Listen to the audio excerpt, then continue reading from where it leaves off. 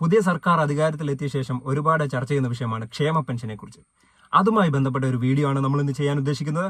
അപ്പോൾ ഒട്ടും സമയം കളയാതെ വീഡിയോയിലേക്ക് കിടക്കാം. ക്ഷേമ പെൻഷന്റെ കാര്യം പറയുമ്പോൾ UDF സർക്കാരിന് ഏറ്റവും കൂടുതൽ അടികിട്ടിയിരിക്കുന്ന ഉമ്മൻചാണ്ടി സർക്കാരിന്റെ കാലത്താണ്. ഉമ്മൻചാണ്ടി സർക്കാരിന്റെ കാലത്ത് 6 മാസത്തെ കുടിശ്ശിക നിലനിർത്തിക്കൊണ്ടാണ് അവര് 18 മാസത്തെ കുടിശ്ശിക നിലനിർത്തിക്കൊണ്ടാണ് LDF പ്രചരണം നടത്തിയത്.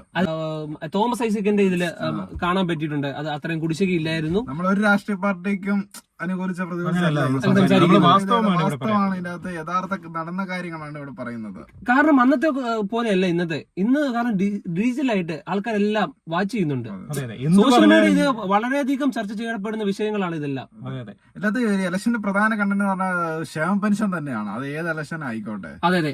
ഇപ്പം ഈ LDF സർക്കാർ മുന്നിട്ട് നിർത്തുന്ന വെച്ചാൽ UDF അടിച്ചമർത്തുന്നത് നിങ്ങളുടെ പുതിയ സർക്കാർ കോൺഗ്രസ് സർക്കാർ അധികാരത്തിൽ വരുമ്പോൾ ജനങ്ങൾക്ക് ക്ഷേമ പെൻഷൻ മുടങ്ങും. ആ ഒരു ചർച്ച ലെവലിലേക്കാണ് വരുന്നത്. അതിനെതിരെ ശക്തമായി UDF സർക്കാരൊക്കെ പറയുന്നുണ്ട്. അതായത് ഇവരെ നിയമസഭയിലെ ഇത് വെച്ചിട്ട് തോമസ് ഐസക്കിന്റെ ഇത് വെച്ചിട്ട് കണക്ക് തോമസ് ഐസക് നിയമസഭ കാണിച്ചിട്ടുണ്ട്. അത് ഇടക്കാലം ഒരു ഇത് വന്നിട്ടുണ്ട്, പമ്മല് വന്നിട്ടുണ്ട്. അത് പമ്മല് വരാൻ കാരണം എന്താണെന്ന് വെച്ചാല് ബാങ്കുകളിലേക്ക് ഇത് ലിങ്ക് ചെയ്യണമായിരുന്നു. അതായത് ക്ഷേമ പെൻഷൻ മേടിക്കുന്നവരുടെ ബാങ്കായിട്ട് ലിങ്ക് ചെയ്യാൻ ഇച്ചിരി താമസം വന്നു. അങ്ങനെയാണ് വന്നെന്ന് പറഞ്ഞ് അവര് വാദിപ്രതിവാദമൊക്കെ നടത്തിയിട്ടുണ്ടായിരുന്നു. പക്ഷെ ഇപ്പം ചർച്ച ചെയ്യുന്ന വിഷയം എന്ന് വെച്ചാല് പെരുന്നാളിന് മുന്നേ ക്ഷേമ പെൻഷൻ കിട്ടിയിട്ടില്ല.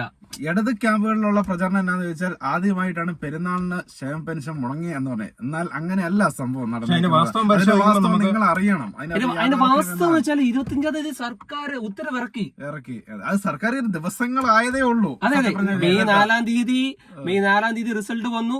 കുറച്ച് താമസം ഉണ്ടായിരുന്നു. മുഖ്യമന്ത്രി മന്ത്രിമാരെയും ക്യാബിനറ്റ് എല്ലാം താമസം വന്നു. എന്നിരുന്നാൽ പോലും 25-ാം തീയതി സർക്കാർ ഉത്തരവിറക്കി ക്ഷേമ പെൻഷൻ നടത്തണമെന്ന് പറഞ്ഞു. 28-ാം തീയതിക്ക് മുമ്പ് ക്ഷേമ പെൻഷൻ എത്തണമെന്ന് തന്നെയാണ്. അങ്ങനെ തന്നെയാണ് എത്തിയിരിക്കുന്നത്. എന്നാൽ ചില ബാങ്കുകൾ, നാഷണലൈസ്ഡ് ബാങ്കുകളെല്ലാം വന്നിട്ടുണ്ട്. സഹകരണ ബാങ്കുകൾ, അതായത് ഇടത് ഭരിക്കുന്ന സഹകരണ ബാങ്കുകളിൽ മാത്രമാണ് മുടങ്ങിയെന്നാണ് നമുക്ക് മനസ്സിലാക്കാൻ കഴിയുന്നത്. മനസ്സിലാക്കാൻ സാധിക്കും. മാത്രമല്ല ഇപ്പം നമ്മുടെ മീഡിയയിൽ നമുക്ക് കാണാൻ സാധിച്ചിട്ടുണ്ട് യൂത്ത് കോൺഗ്രസ് കണ്ണൂരിലെ രജിസ്ട്രാറുടെ ജോയിന്റ് രജിസ്ട്രാറുടെ അടുത്ത് പോയിട്ട് പ്രതിഷേധം നടക്കുന്നുണ്ട്. അവരൊന്നും മിണ്ടുന്നില്ല. അവർക്കൊന്നും മിണ്ട. കാരണം ഇത് സർക്കാർ ഉത്തരവിറക്കിയ കാര്യമാണ്. രണ്ടാമത് പിണറായി സർക്കാരിന്റെ ഏറ്റവും വലിയൊരു മാനിഫെസ്റ്റോയിൽ ഒന്നായിരുന്നു 2500 രൂപ ക്ഷേമ പെൻഷൻ ആക്കുമെന്ന് പറഞ്ഞ്. അതിൽ 1600 2000 ആക്കിയത് തന്നെ ഈ നവംബർ മാസം, അതായത് തദ്ദേശ ലോക്കൽ സെൽഫ് ഗവൺമെന്റ് തെരഞ്ഞെടുപ്പിന് മുമ്പ് നടത്തിയേക്കുന്നത്. ഇലക്ഷന് തൊട്ട് മുമ്പ്. അത് പിന്നെ അവിടുന്ന് അവരുടെ സർക്കാർ കാലാവധി തീരാൻ വെറും 5-6 മാസങ്ങളുള്ളൂ. എന്നിട്ടും 2500 ആക്കിയിട്ടില്ല. അവരുടെ മാനിഫെസ്റ്റോയിലെ കാര്യം പറഞ്ഞതാണ്. അപ്പം ഇപ്പം UDF സർക്കാർ മാനിഫെസ്റ്റോയിലെ ആ 3000 രൂപയുടെ പെൻഷനെ കുറിച്ച് പറയുന്നുണ്ട്, പ്രതിപാദിക്കുന്നുണ്ട്. എന്നിരുന്നാൽ പോലും ഇപ്പം കുടിശ്ശികയായി കിടക്കുന്ന 2000 രൂപ കൊടുത്തിട്ടുണ്ട്. കാരണം 25-ാം തീയതി സർക്കാർ ഉത്തരവിറക്കി. 26-ാം തീയതി വന്നു. 27, 28 അവധിയായിരുന്നു. 29-ാം തീയതി ആയിട്ട് പോലും പെൻഷൻ വന്നിട്ടില്ല. ഇപ്പം ക്ഷേമ പെൻഷൻ മേടിക്കുന്ന ആൾക്കാർക്ക് അറിയാം അവർക്ക് കിട്ടിയോ ഇല്ല എന്നുള്ളത് അറിയാം. ഇപ്പൊ ക്ഷേമ പെൻഷൻ മേടിക്കുന്ന എത്രയോ ജനങ്ങളുണ്ട്. ഇപ്പൊ യുവജനങ്ങൾക്കൊക്കെ ക്ഷേമ പെൻഷന്റെ ആവശ്യമില്ല. അപ്പൊ അവർ ഒരു ഫാമിലിയിൽ ഇപ്പം ഇങ്ങനൊരു വാർത്ത എത്തുമ്പോ അവരെന്നാ കരുതുന്നേ? വിതരണം ചെയ്തിട്ടില്ല. UDF സർക്കാരിന്റെ ഏറ്റവും വലിയ കഴിവേടാന്ന് പറഞ്ഞ ചർച്ച ചെയ്ത് ഞാൻ പറയാം, പൊതുജനങ്ങളെ അങ്ങനെ അണ്ടർസ്റ്റിമേറ്റ് ചെയ്യരുത്. അതാണ് ഈ പരാജയത്തിന്റെ ഏറ്റവും വലിയൊരു കാരണം. അതാണ് ഈ ഇടതുപക്ഷം ഇത്രയധികം പരാജയത്തിലോട്ട് പോകാനുള്ള പ്രധാന കാരണം. ഞാനൊരു കാര്യം പറയാം. പിണറായി വിജയൻ സർക്കാരിന്റെ കാലത്ത് അങ്ങനെ കുടിശ്ശിക കൂടുതലായിട്ട് വന്നിട്ടില്ല. ക്ഷേമ പെൻഷൻ എല്ലാവർക്കും കൊടുത്തിട്ടുണ്ട്. നല്ല കാര്യമാണ്. ബട്ട് നമ്മൾ ഇത് സത്യത്തെ അക്സെപ്റ്റ് ചെയ്യണം. അത് ഏത് സർക്കാരാണെങ്കിലും ഇതൊക്കെ നമ്മൾ കോമ്പറ്റേറ്റ് ചെയ്യാൻ പോകുന്നത് എന്ന് വെച്ചാൽ ഒരു സത്യത്തെയാണ്. സത്യം എത്ര വെച്ചാലും സത്യത്തെ മറച്ചു വെക്കാൻ നടക്കത്തില്ല. അതുകൊണ്ട് ഇപ്പം ഒരാൾക്ക് ക്ഷേമ പെൻഷൻ കിട്ടിയില്ല എന്ന് പറയുമ്പോൾ നാളെ വേറൊരാള് ക്ഷേമ പെൻഷൻ മേടിക്കുന്ന ഒരാള് ഒരു ബാങ്ക് അക്കൗണ്ടിലെ ഡീറ്റെയിൽസുമായിട്ട് പൈസ എടുക്കാൻ വേണ്ടി വരുമ്പോഴത്തേക്ക് അവിടെ തീരും. നിങ്ങള് പ്രചരണം നടത്തുവാണ് ഇവിടെ ചെയ്തോണ്ടിരിക്കുന്നത്. നേരത്തെയൊക്കെ കുറച്ചു കാലം വേണമെങ്കിൽ ഇങ്ങനെ കളക്കഥകളുമായിട്ട് മുന്നോട്ട് കൊണ്ടുപോകായിരുന്നു. പക്ഷെ ഇന്നത്തെ എഡ്യൂക്കേറ്റഡ് സൊസൈറ്റിയിൽ ഒരിക്കലും പറ്റില്ല. സോഷ്യൽ മീഡിയ ആക്റ്റീവാണ്. നേരത്തെ ഉമ്മൻചാണ്ടി സർക്കാരിന്റെ കാലത്തൊന്നും അത്ര ഇതില്ല. അതുകൊണ്ടാണ് അവർക്ക് പ്രതിരോധിക്കാൻ സാധിച്ചില്ല അന്ന് UDF-ന്. അതെ, സാധിച്ചിട്ടില്ല. എന്നിരുന്നാൽ പോലും ഇപ്പം അവർ പഴയ കാല കാര്യങ്ങളൊക്കെ പൊക്കിക്കൊണ്ട് വരുന്നുണ്ട്. പക്ഷെ നമുക്കിപ്പം ചർച്ച ചെയ്യേണ്ടത് അതൊന്നുമല്ല.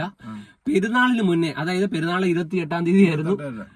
പെരുന്നാളിന് മുന്നേ കിട്ടിയിട്ടുണ്ടോ ഇല്ലയോ എന്നായിരുന്നു. 2 മാസത്തെ കുടിശ്ശിക ഉണ്ടായിരുന്നു. 1 മാസത്തെ കുടിശ്ശിക അത് കൊടുക്കുകയും ചെയ്തു. അതുകൊണ്ട് കിട്ടിയില്ല എന്നുള്ള ഒരു അവഖ്യാതി പൊതുവെ വരുന്നുണ്ട്. ചർച്ച ചെയ്യേണ്ട വിഷയമാണ്. അതുകൊണ്ടാണ് നമ്മൾ ബാങ്ക് അക്കൗണ്ടുകൾ ബാങ്കിൽ വന്നതാ 25-ാം തീയതി തന്നെ അത് എത്തിയത്. അപ്പൊ നിങ്ങൾ ഇപ്പം നിങ്ങളുടെ വീട്ടിൽ ആരെങ്കിലും അല്ലെ നിങ്ങളുടെ അറിയാവുന്ന ആരെങ്കിലും ക്ഷേമ പെൻഷൻ മേടിക്കുന്നുണ്ട്, അവരോട് ചോദിക്കുക, അവർ കറക്റ്റ് ഉത്തരം പറയും. അപ്പൊ നമ്മളിപ്പോ ഈ ഇങ്ങനത്തെ ഒരു കോൺട്രവേഴ്സറി വീണ് പോകരുത്. കാരണം എന്താ പറയാ, ക്ഷേമ പെൻഷന്റെ കാര്യം വെക്കുക.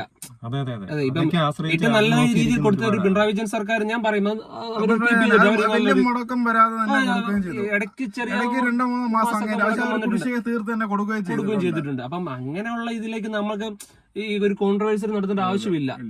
അപ്പൊ അതാണ് പറയുന്നത്. ഇപ്പം നിങ്ങളിപ്പം അടുത്തുള്ള ഞാൻ പറയുന്ന പോലെ അടുത്തുള്ള അല്ലെങ്കിൽ നിങ്ങളുടെ ഫാമിലി ആരെങ്കിലും ഉണ്ടെങ്കിൽ ചോദിച്ചു നോക്കുക. അപ്പൊ നമ്മള് സത്യങ്ങൾ എപ്പോഴും അറിഞ്ഞിരിക്കുക. അതായത് സർക്കാർ കയറിയപ്പോ തന്നെ അവരെ സമ്മർദ്ദത്തിലാക്കാനുള്ള എന്തെങ്കിലും ഒരു പഴുത് കിട്ടുമെന്നുള്ള രീതിയിൽ. ഇപ്പം ഇവര് ഈ യു.ഡി.എഫ് സർക്കാർ എല്ലാം തികഞ്ഞവരാണെന്നൊന്നും പറയുന്നില്ല. അപ്പം ഇവരെ വിലയിരുത്തേണ്ട മാസങ്ങളാണ് വരുന്നത്.